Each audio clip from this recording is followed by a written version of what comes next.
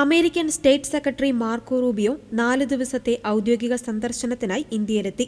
കൊൽക്കത്തയിലെ നേതാജി സുഭാഷ് ചന്ദ്രബോസ് അന്താരാഷ്ട്ര വിമാനത്താവളത്തിലാണ് അദ്ദേഹം വിമാനമിറങ്ങിയത്.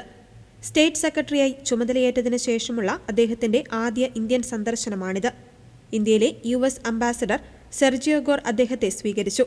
ദീർഘകാലത്തിനു ശേഷമാണ് ഒരു US സ്റ്റേറ്റ് സെക്രട്ടറി കൊൽക്കത്ത സന്ദർശിക്കുന്നത്. 14 വർഷങ്ങൾക്കു മുൻപ് 2012 ഹിലരി ക്ലിന്റനാണ് ഇതിനു മുമ്പ് കൊൽക്കത്തയിലെത്തിയ US സ്റ്റേറ്റ് സെക്രട്ടറി.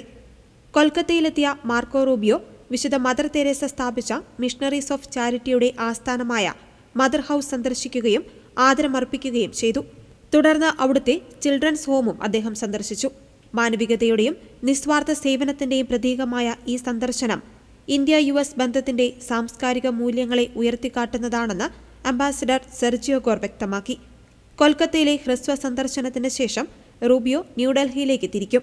അവിടെ വെച്ച് പ്രധാനമന്ത്രി നരേന്ദ്രമോദിയുമായി അദ്ദേഹം കൂടിക്കാഴ്ച നടത്തും. പ്രതിരോധം, വ്യാപാരം, സാങ്കേതികവിദ്യ തുടങ്ങിയ മേഖലകളിൽ ഇരു രാജ്യങ്ങളും തമ്മിലുള്ള ഉഭയകക്ഷി സഹകരണം കൂടുതൽ ശക്തമാക്കുന്നതിനെക്കുറിച്ച് ഇരുവരും ചർച്ച ചെയ്യും. ഞായറാഴ്ച വിദേശകാര്യമന്ത്രി ഡോക്ടർ S ജയശങ്കറുമായും അദ്ദേഹം ചർച്ചകൾ നടത്തും. 4 ദിവസത്തെ സന്ദർശനത്തിന്റെ ഭാഗമായി ആഗ്ര, ജയ്പൂർ എന്നീ നഗരങ്ങളും അദ്ദേഹം സന്ദർശിക്കുന്നുണ്ട്. ഹോർമൂസ് കടലിടുക്കിലെ പ്രതിസന്ധികളും പശ്ചിമേഷ്യയിലെ US-ഇറാൻ സംഘർഷങ്ങളും മൂലം ആഗോളതലത്തിൽ ഇന്ധനവില ഉയരുന്ന സാഹചര്യത്തിൽ ഇന്ത്യയുമായുള്ള ഊർജ്ജ പങ്കാളിത്തം വർദ്ധിപ്പിക്കുവാൻ അമേരിക്ക തയ്യാറാണെന്ന് റൂബിയോ വ്യക്തമാക്കിയിട്ടുണ്ട്.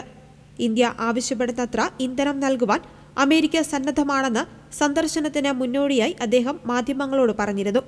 മെയ് 26 ന്യൂഡൽഹിയിൽ വെച്ച് നടക്കുന്ന ക്വാഡ് രാജ്യങ്ങളിലെ വിദേശകാര്യ മന്ത്രിമാരുടെ യോഗത്തിലും മാർക്കോ റൂബിയോ പങ്കെടുക്കും.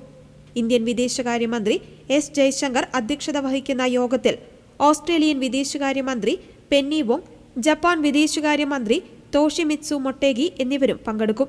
ഇൻഡോ പസഫിക് മേഖലയിലെ സുരക്ഷയും ആഗോള വെല്ലുവിളികളും ഈ യോഗത്തിൽ പ്രധാന ചർച്ചാ വിഷയങ്ങളാകും.